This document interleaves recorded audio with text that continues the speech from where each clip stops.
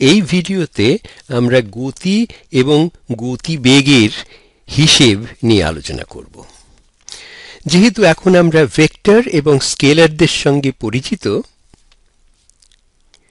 এই পরিচয়ের প্রয়োগের চেষ্টা করা যাক। যদিও পদার্থবিদ্যা বা ফিজিক্স ক্লাসে এদের সঙ্গে আমাদের পরিচয় হলো, আমরা দেখব যে আমাদের প্রাত্যহিক জীবনের সঙ্গেও এদের নিকট সম্পর্ক রয়েছে।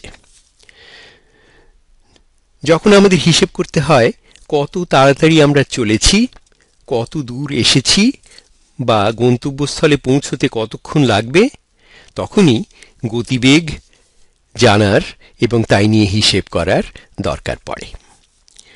প্রথমে ধরা যাক শান্তনু, আমাদের বন্ধু শান্তনু গাড়ি করে 1 ঘন্টায় 5 কিলোমিটার উত্তর দিকে গিয়েছে।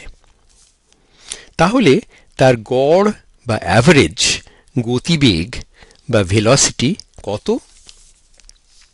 প্রথমে ভেক্টর এবং স্কেলার সম্বন্ধে আমাদের জ্ঞান ঝালিয়ে নেওয়া যাক। আমরা জানি সে উত্তর দিকে 5 কিলোমিটার পথ গিয়ে চলেছে, অর্থাৎ যে পথটুকু সে গেছে তার পরিমাণ 5 কিলোমিটার। কোন দিকে সে গেছে সেটাও আমরা জানি, উত্তর দিকে।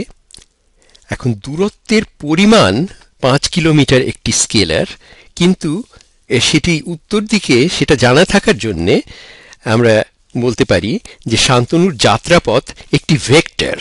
সে উত্তর দিকে 5 কিলোমিটার গিয়েছে এবং সেই পথ যেতে তার সময় লেগেছে 1 ঘন্টা। তাহলে তার গড় গতিবেগ বা ভেলোসিটি কত?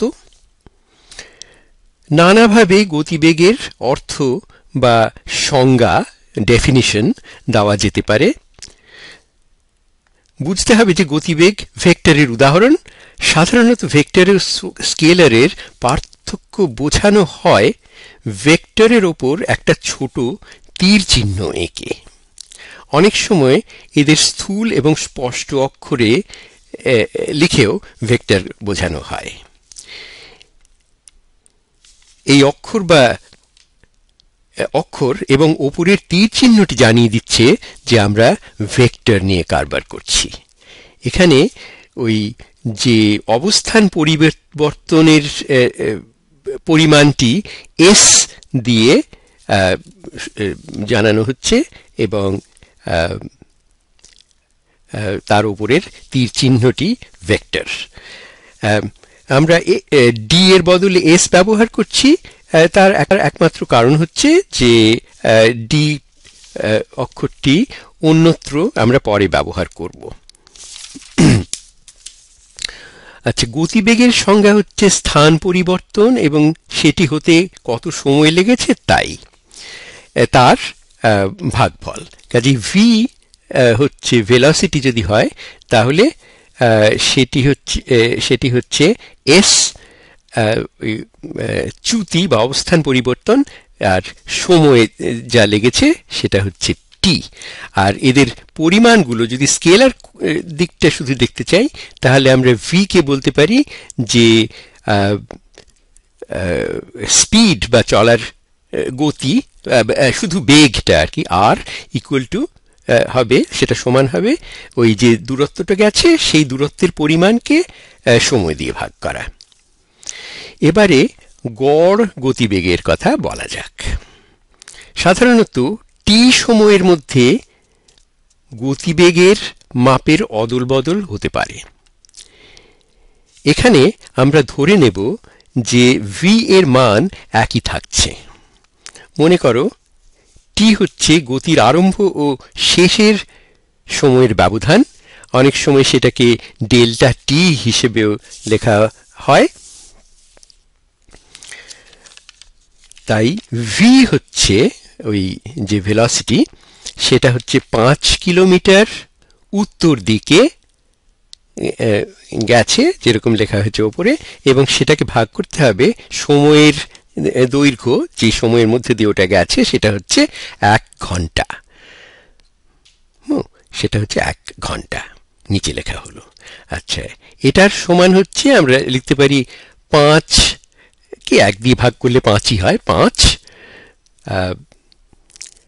কিলোমিটার,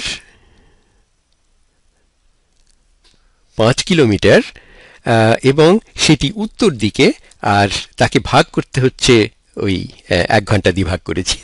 হ্যাঁ, কাজেই উত্তর এটা এই ভেলোসিটি বা গতিবেগটা হলো 5 কিলোমিটার ঘন্টায়, 5 কিলোমিটার উত্তর দিকে, 1 ঘন্টায় 5 কিলোমিটার উত্তর দিকে। যদি দিকের কথা না বলা হয় এবং শুধুই পরিমাণটি জানানো হয়, মানে গতি অথবা স্পিড, তাহলে 5 কিলোমিটার পার আওয়ার এইভাবে ইংরেজিতে লেখা হয়, গতির এককটি বদলানো যেতে পারে।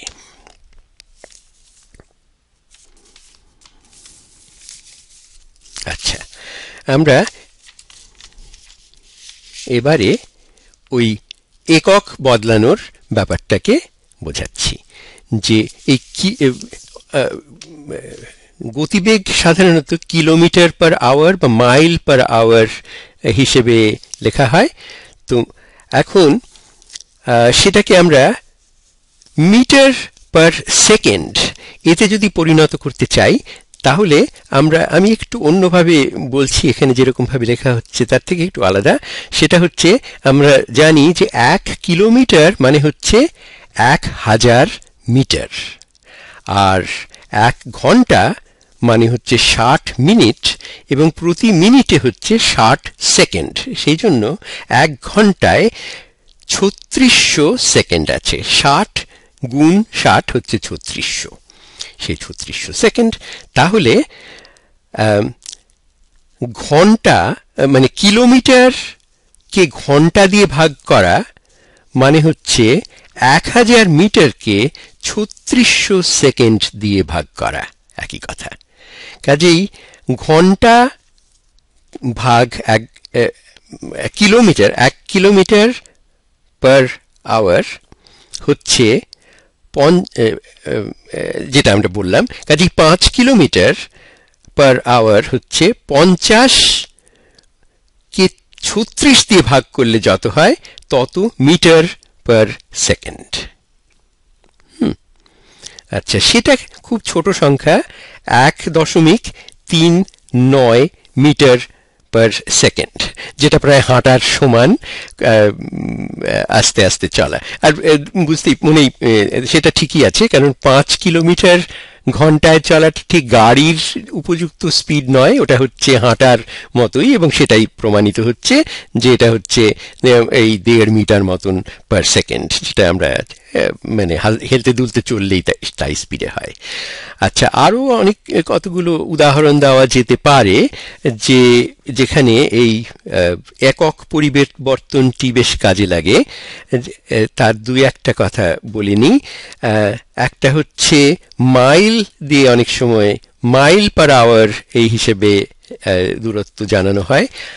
আমরা জানি 8 কিলোমিটারে হচ্ছে 5 মাইল। সেইভাবে কিলোমিটারকে মাইলে পরিণত করে নেওয়া যেতে পারে, যে 1 কিলোমিটার হচ্ছে 5 ভাগ করতে হবে 8 দিয়ে, 5 ভাগের 8 আর কি মাইল। আরেকটা জিনিস খুব দরকার হয় অনেক সময়, সেটা হচ্ছে এই মাইল পার আওয়ার বা কিলোমিটার পার আওয়ারকে যদি ফুট পার সেকেন্ডে পরিণত করা, তাহলে আমাদের বুঝতে সুবিধা হয় কত জোরে ঠিক যাচ্ছি আমরা। 30 মাইল পার আওয়ার হচ্ছে, দেখানো যেতে পারে 44 ফুট পার সেকেন্ড। তাহলে 60 মাইল পার আওয়ার, যেটা হচ্ছে প্রায় 100 কিলোমিটার পার আওয়ার, সেটা হচ্ছে 88 ফুট পার সেকেন্ড। সেই জন্য মনে রাখবে, গাড়ি চালাতে গেলে ওরকম 60 মাইল পার আওয়ার গেলে খুব নজর রাখতে হয়, 2 সেকেন্ডের মধ্যে অনেক দূর চলে যাচ্ছ বলে।